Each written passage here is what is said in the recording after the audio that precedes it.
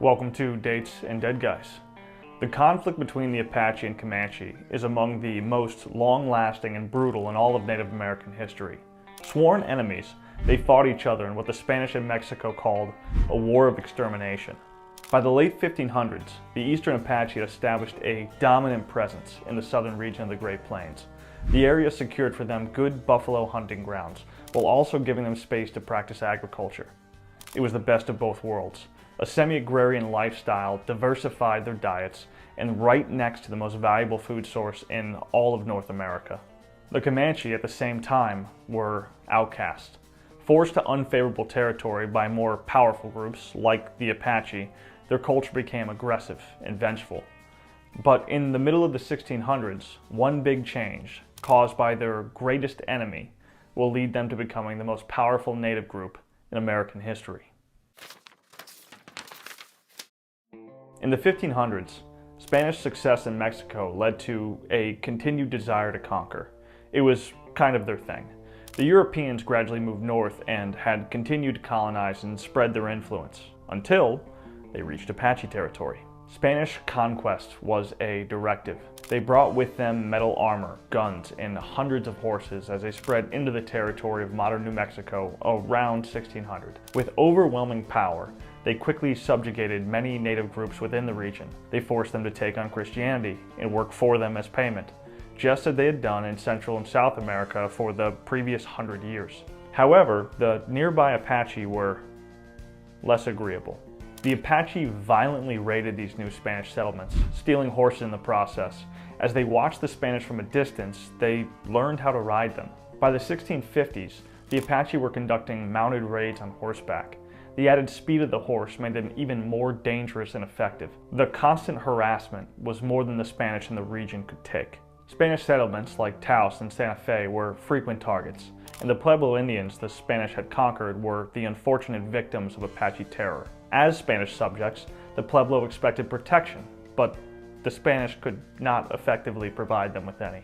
The raids would be over quickly, but they were devastating. The Apache would kill anyone who opposed them and then disappear into the western landscape with hundreds of horses and other supplies. By 1680, the Apache raids became such a problem that the Pueblo had given up on Spanish protection and they revolted. They drove the Spanish out of New Mexico, but in the process, thousands of Spanish horses escaped. Mustangs, a horse well suited to live in the Great Plains, a horse that will find its way north. Here we fast forward a few decades. As territory had been lost and regained, the Spanish continued to be constantly raided by the Apache. But Apache behavior changed in 1706. Almost at once, the Spanish began to notice that the raids against them had stopped. Reports start to come in that the Spanish can't explain. The Apache are acting strangely. Bands like the Jai-Carilla and the Mescaleros are seemingly leaving the plains, abandoning their settlements and farms, and doing so in a hurry. The Spanish heard rumors of great battles, but had no idea who the Apache were fighting. They were told of invaders from the north, mounted on horseback, that they were powerful, fast, and dangerous. By the 1720s, the Apache were so devastated that many bands had moved entirely into the mountains, or even coming to the Spanish for protection. Some bands didn't make it that far. Spanish expeditions found that plains-dwelling Apache bands like the Farones, Carlanes, and Palomas vanished entirely, exterminated by an enemy the Spanish couldn't even identify. So what was killing the Apache? The answer came from the Utes. They called the northern phantom invaders the Comanche. In their language, it meant those who are against me all the time, an appropriate meaning for a people the Spanish would come to call the Comanche. The Apache created their own undoing from the Comanche. Historically, the Comanche are commonly described as rather unimpressive. They were bullied by the other tribes in the region, including the Apache. The Comanches were pushed to the eastern side of the Rockies to scratch out a living in the least desirable territory. In their rise to power, that is something that they will not forget. Then, in the middle of the 17th century, like a gift from the gods, they found the horse. The same horses that were freed as a result of Apache harassment of the Pueblo in Spanish. It changed everything for them. The horses were Mustangs. They are a breed suited for the plains in every way. Tough and rugged, In the 2 decades that followed the Spanish retreat from New Mexico, the horse had spread like wildfire. It's called the Great Horse Dispersal. All the tribes of the region started using them, but the Comanche did it better. The first thing they did differently was learn to breed horses. Other tribes didn't bother. They got their horses in raids. Not the Comanche. They bred their own. On the plains, horses were currency, and the Comanche were rich. The Eastern Apache, like many plains groups, were at least semi-agricultural. This tied them to land. The Comanche didn't farm at all.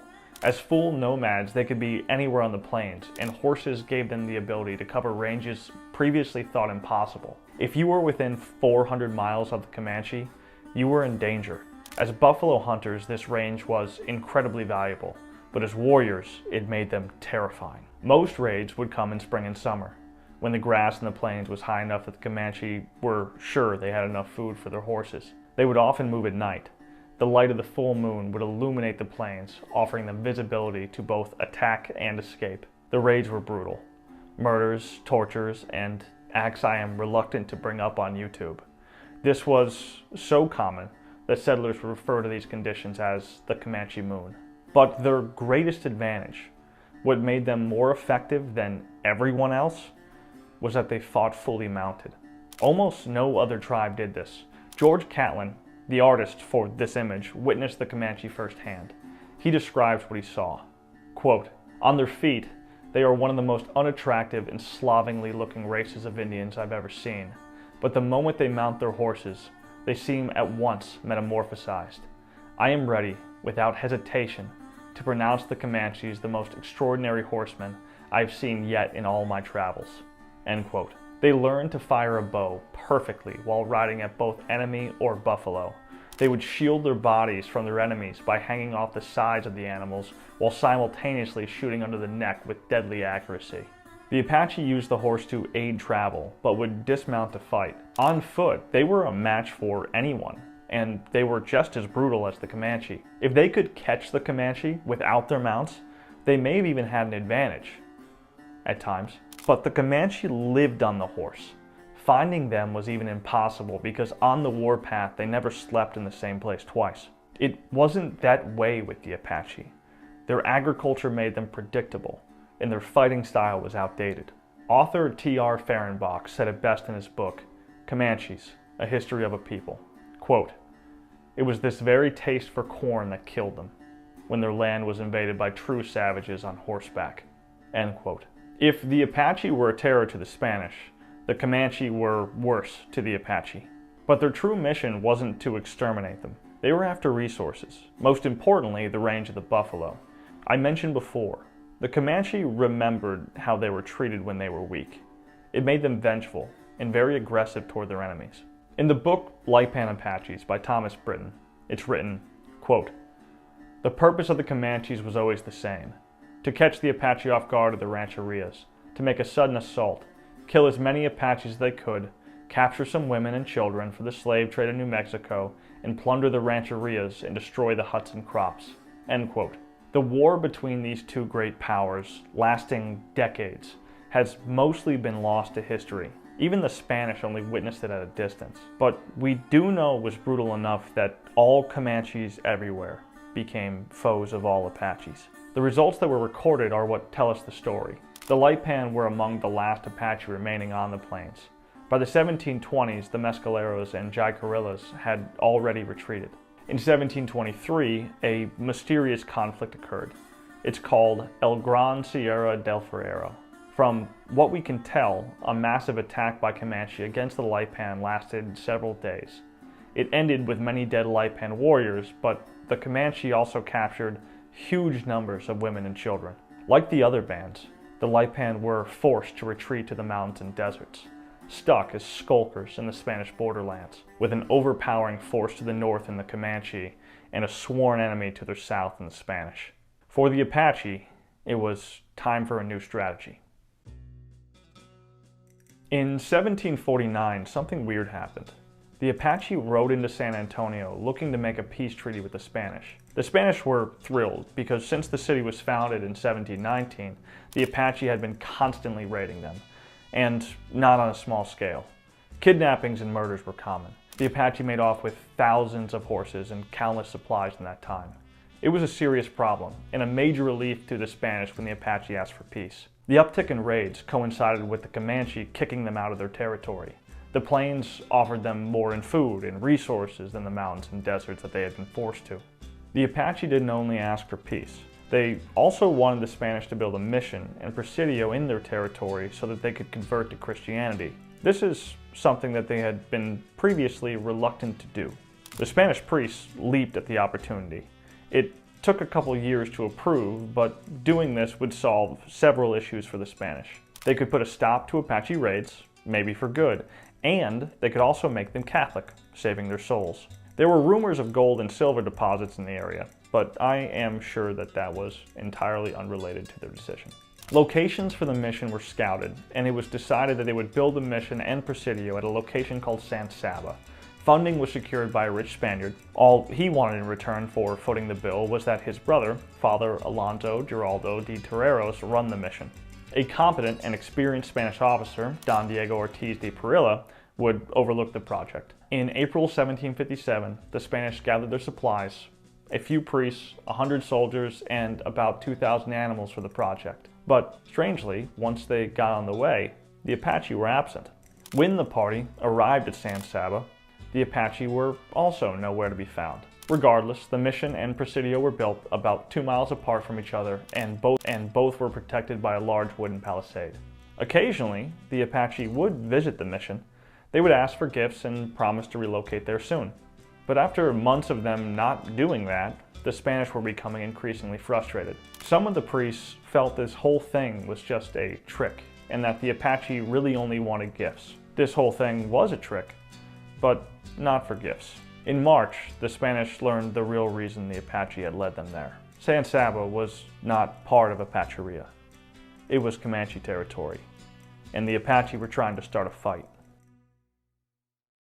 As it turns out, the Apache had been going north to conduct raids against the Comanche. While the Apache were north, they would spread rumors of the fort built in San Saba. To provoke the Comanche even more, following the raids, the Apache would leave things like Spanish tools and shoes in their camps, leading them to believe the Spanish were allied with the Apache. In early March 1758, the spring grasses were beginning to grow, and recent clear nights had left the full moon to brighten the plains. The Spanish noted that all the Apache around San Saba had disappeared completely. As the sun rose, they began to hear war whoops from beyond their walls. Over 60 of their horses were missing. 15 soldiers sent out for reconnaissance returned in a hurry, claiming the hills were alive with enemies. For nearly the next 2 weeks, the Comanche took their time, staying at a distance. The presidio locked down. Most refused to leave the walls. Father Terreros, as well as about 30 others, stayed in the mission, 2 miles away from the presidio. On March 16th, the Comanche showed up at the gates of both. As the Spanish looked over the walls of their palisade, they were struck with awe with what they saw. Fehrenbach writes, quote, "The savages were a breathtaking, barbaric spectacle. Plains Amerindians in the full panoply of war. The long lines of riders wore fantastic headdresses of plumes, deer antlers, and bison horns. Their faces were painted red and black, the color of death. Every warrior carried a bow and lance or spear. The soldiers noticed that at least a few hundred had new muskets." End quote. At the mission, the Comanche first feigned friendship, and the priests just let them in. The Comanche were accompanied by several other native tribes the Spanish had previously worked with peacefully. Once inside the gates, the Spanish tried to appease them with gifts, but it didn't take long to turn into a slaughter. I have seen differing figures, but the Comanche killed between 8 and 10 in the mission, including Father Terreros. They set fire to the buildings and mutilated the bodies of the dead. As they were looting goods, a number were able to escape to the better defended presidio. Likely, the Comanche prioritized looting over fleeing missionaries who were no threat to them. Parilla tried to reinforce the mission, but the soldiers he sent were immediately attacked and forced to retreat. The Comanche never even attacked the presidio. They wouldn't. They were smart. They had the advantage against the mission, and they had made their point. 2 days later, just as quickly as they appeared, they were gone. The immediate aftermath of the San Saba massacre gets worse for the Spanish. The next year, in 1759, they sent out a punitive expedition. The point was retaliation against the Comanche. It was led by Parilla. It didn't go great. The Spanish traveled north and killed a bunch of Tonkawa for no reason other than that they were there. They later encountered the Comanche at the Red River in October, but the Comanche were prepared. There was no going into their land without them knowing you were coming, and there was no finding them without them letting you. Their force was overwhelming. The Spanish had around 1,000 people. The Comanche had at least twice that. It horrified the Spanish, but at least they were initially somewhat organized. The 130 Apache with them and the other Indian auxiliaries knew full well what the Comanche were capable of and were not looking for a fight like this. Parilla tried to keep the expedition together, but many fled just as the battle started. It led to a panic and full retreat without almost any fighting having occurred. They even left their materials, including cannons, behind. What was intended to be a show of force turned into a massive humiliation. The Apache plan to create a buffer of Spanish against the Comanche had failed, miserably. It appeared the Spanish couldn't stand up to them either. But it's going to get worse for the Apache. Within a few years, the Comanche had moved far enough south that they were regularly raiding the Spanish borderlands. Spanish settlements were spread out over arid country. It was like highway for the Comanche. It was easy for them to avoid forts, which were the only real threat that they perceived. The brutality of the time is captured by S.C. Gwynn in the book Empire of the Summer Moon. Quote, "They never attacked an armed fort. They relished surprise, insisted on tactical advantage. They would attack whole villages and burn them, torturing and killing their inhabitants, leaving young women with their entrails carved out. Men burned alive. They skewered infants and took young boys and girls as captives. Then, they used the speed of the Spanish mustangs to get away, leaving the elaborately equipped dragoons to rumble ponderously after them." End quote. Any attempt for the Spanish to retaliate was generally met with disappointment. The Spanish, like the Apache, struggled to even find the Comanche. Occasionally, punitive expeditions would be sent after the Comanche anyway. Some would come back empty-handed. Some wouldn't come back at all. Whether victims of the Comanche or the harsh plains geography, history will never truly know. Now it was the Spanish who needed a new strategy, and the Apache will force them into one. Since the San Saba disaster, the Apache had resumed their raids on the Spanish too. It wasn't all malice. Having been driven completely from the plains by the Comanche, they were unable to farm and required more things.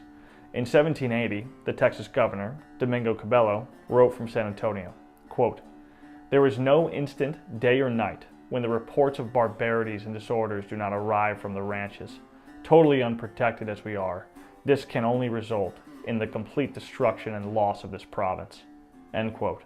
The Spanish started to consider something they never had before: a war of extermination. They were being attacked by two great powers simultaneously, but those powers hated each other. The Spanish hoped to leverage that. Up until almost 1780, the Spanish had mostly failed at even communicating with the Comanche. But that all changed when an officer named Don Juan Batista de Anza was able to earn some respect. He led an expedition into Comancheria. Using familiar mounted tactics as the Comanche, he was able to destroy a band they caught off guard near Greenhorn Peak. There was definitely some hubris involved on the part of the Comanche. They were not impressed with the Spanish fighting ability up until this point, and it seems they did not take them as seriously as they should have. Anza followed up his success with more attacks in subsequent years. After his attacks, he would release those that he had captured with a message. The Comanche could have peace and trade whenever they wanted it. By 1785, the Comanche losses were not great, but serious enough that they were ready to meet. Several bands sent representatives to a meeting in Taos, and in a work of magic by Anza, he got them agreed to let one person speak for them. At the end of the meeting, they agreed to 3 things. 1. The Comanche would stop attacking the Spanish. 2. Trade would open up between the Spanish and the Comanche. And 3. The Comanche would help the Spanish destroy the Apache. This was a massive victory for the Spanish. Not only do hostilities stop against the Comanche, but their oldest enemy in the region would be hunted down and destroyed band by band, something that the Comanche were happy to agree to. The best example of these Spanish Comanche campaigns comes from January 1790. A Spanish general, Juan de Ugalde, led a powerful horde of Spanish, Comanche, and Wichitas against the Lipan Apache. Hundreds of warriors were trapped in a canyon west of San Antonio and slaughtered. After their defeat, the Lipan Apache were left with less than 1,000 warriors in total. The tribe, like the rest of the Apache bands, abandoned whatever land they had left on the fringes of Comancheria and retreated entirely into the mountains, again for good. As the most powerful tribe in North America, the Comanche had completed their claim for the plains, and the Spanish, for a time, no longer had to consider the Apache a serious threat to their settlements, and the peace between the Spanish and Comanche held for decades. But the Apache are resilient. On the plains, the Comanches were victorious, but the rugged nature of the mountains made the horses less of an advantage there, and in that environment, the Apache could resist successfully, in that they did. Both the American civilizations of the Spanish and the Comanche would fall before them. But those are stories for another day. Thanks for watching the video. I hope that you enjoyed it and you come back to check out some of the other ones on the channel. If you have any questions, comments, or ideas for future videos, please send them in, and we'll hopefully get to all those.